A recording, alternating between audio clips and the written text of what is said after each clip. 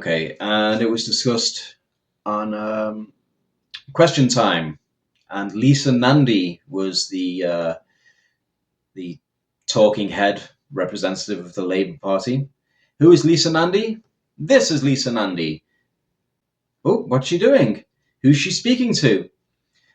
Yeah, what a traitor. What a treacherous little worm. What a vile little disgusting piece of filth she is. Let's hear what she has to say. My concern is more about civil liberties, to be perfectly honest with you. Will compulsory ID cards stop the small boats? Well, we only just heard about this evening, didn't we? So it's rather timely, your question, Ian. Keir Starmer is apparently going to set up plans tomorrow for digital ID cards. Lisa Nandy, please do tell us more. Well, we've been thinking about, as a government, what we can do, pulling every lever at our... Did you see how nervous she looked? Her voice was shaking. Eyes darting all over the place. Let's watch that again. Lisa Nandy, please do tell us more. Well, we've been thinking about, as a government, what we can do, pulling every lever at our disposal to make sure that we get a grip on the immigration chaos, that we're able to welcome people to this country who have a right to be here, and that we're... Welcome people to this country that have a right to be here? What are you talking about? Exactly.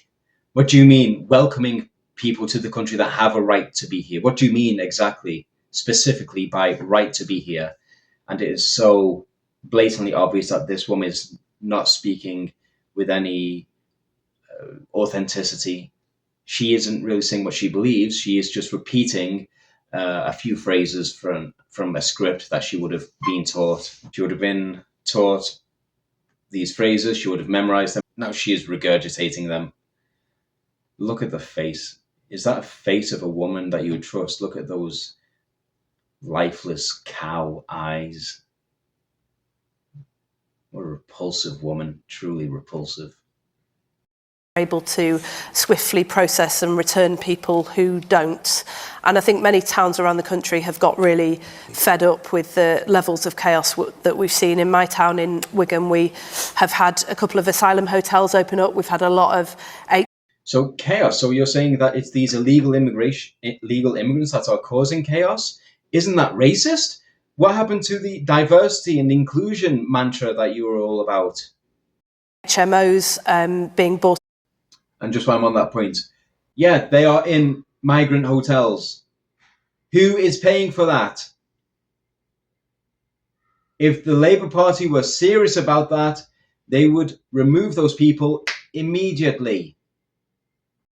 Up to rent out to asylum seekers that have made life quite difficult for the local population. How will these digital ID cards work? Well, one of the things that we're thinking about is whether to introduce digital ID, and we think there is some merit in this. The Prime Minister will say a bit more about this tomorrow, but we think that they offer two benefits. The first is that they'll be able to make sure that people are able to prove their right to be here, to work here legally.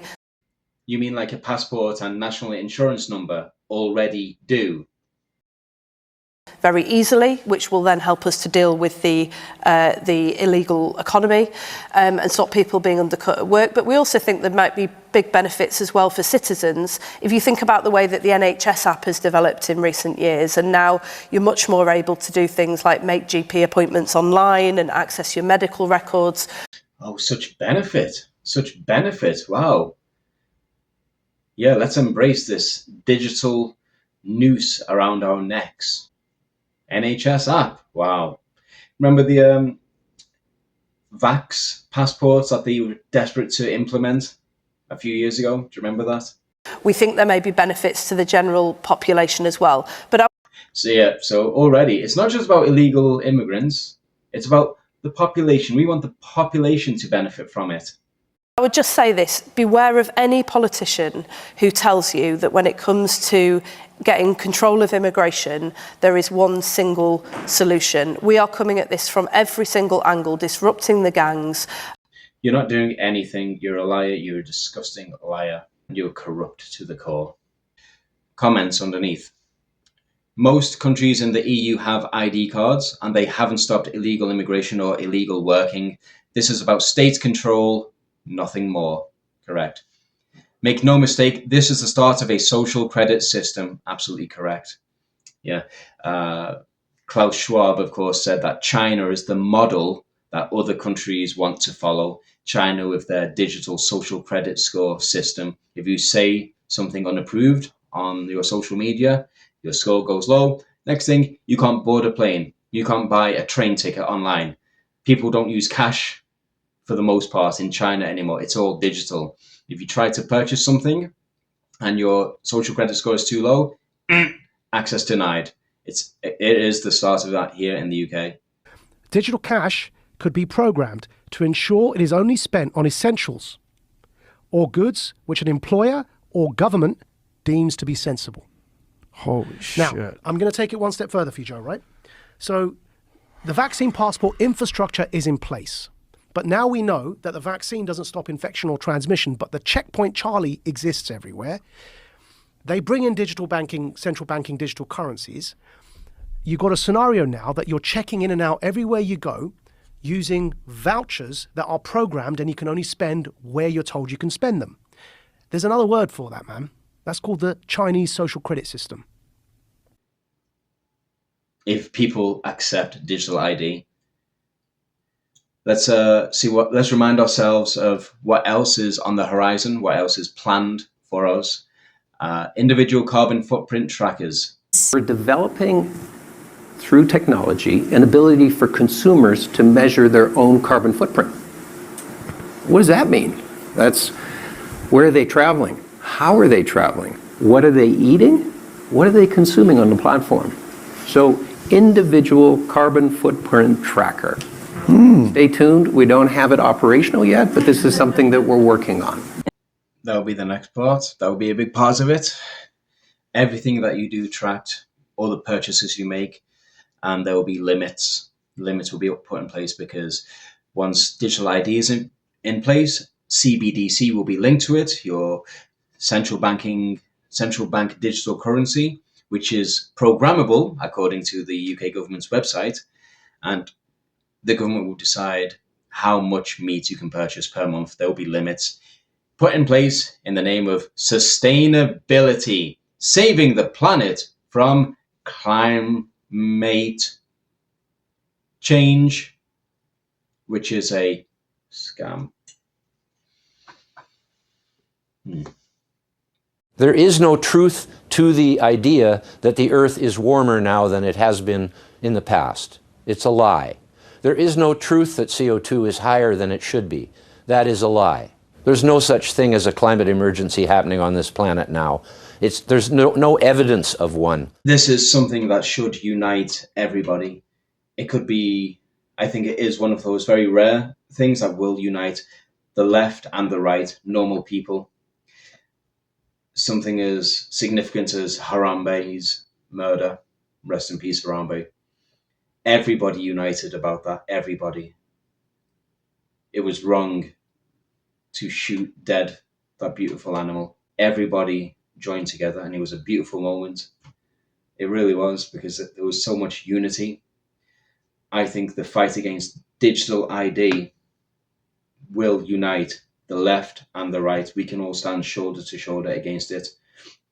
The right, because no, you don't have a right to all of that information. We want privacy. We're not going to give you absolute complete surveillance over us, our lives, our activities, our purchases. We're not going to grant that to you. Now, the reason that the governments are saying they want to introduce this primarily is to stop illegal immigration and to stop people working illegally. Okay, so let's take that and consider the left.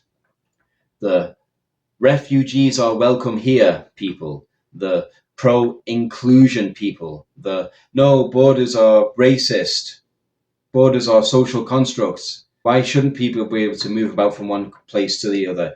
It's just one world. Why shouldn't people be allowed to work in this country even if they're not from this country?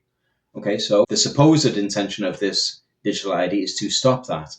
So if those people really are in favor of the rights of refugees, if they are against people being deported from the UK, then they would also be opposed to the implementation of a digital ID system. Left or right, it doesn't matter. Normal people will join in opposition to digital ID. I think too many people have recognized what it is. It represents absolute surveillance, the loss of all privacy, the loss of autonomy, the loss of freedom, the loss of fundamental human rights. They recognize how much of an existential threat it poses to everything.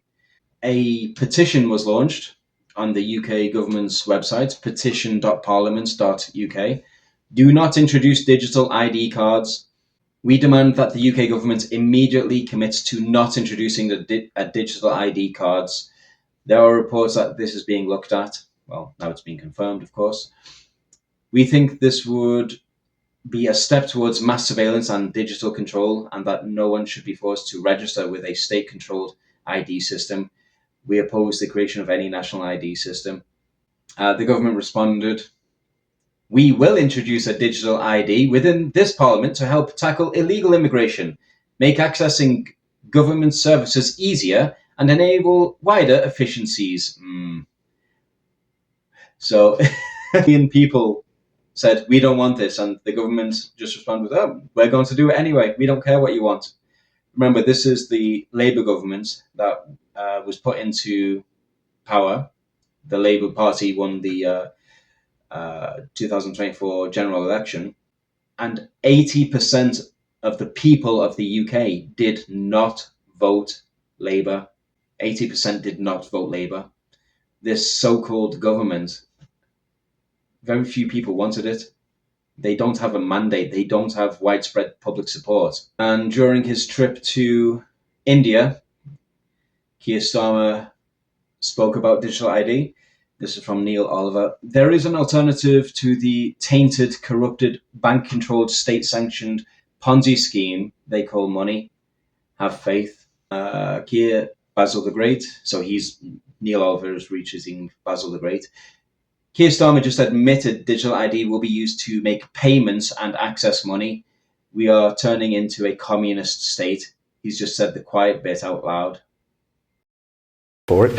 Here in India, I think it's 1 billion people have digital ID. It's been taken up on a voluntary basis in huge numbers, not least because it means that you can access your own money, make payments so much more easily than is available with others. So I think now we need to go out and make that case of the huge benefits that this will bring. There needs to be a national debate about it, and I think that the more people see the benefits that come with this, the more, as has happened in other countries, people say that will make my life easier, and therefore I want to get on with it. For it. Where do you start responding to that?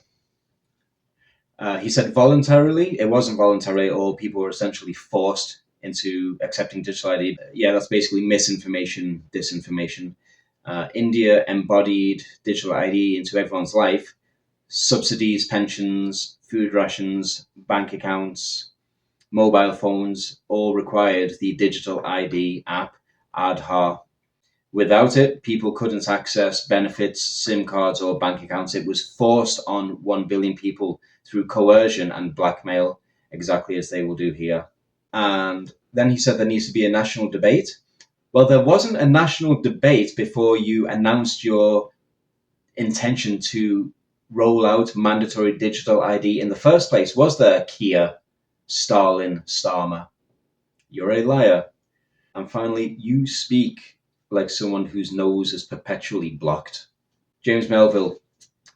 Keir Starmer has said that he wants to expand his plans for a mandatory digital ID to include managing public services such as benefits and bill payments. This was inevitable. Illegal migration was always just a Trojan horse to open the door to wider mandatory digital ID use. Yeah, absolutely. Tony Blair is totally obsessed with tagging and tracking us all. Yeah, is a bigger scumbag on this earth than Tony Blair. The benefits are clear. Digital ID will make our interactions with each other and with the state faster, cheaper, and more reliable.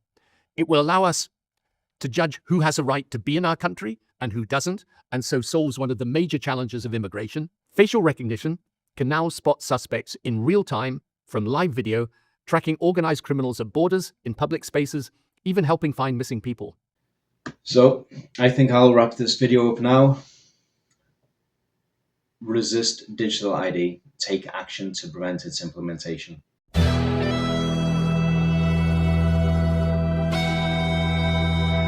Break the scale.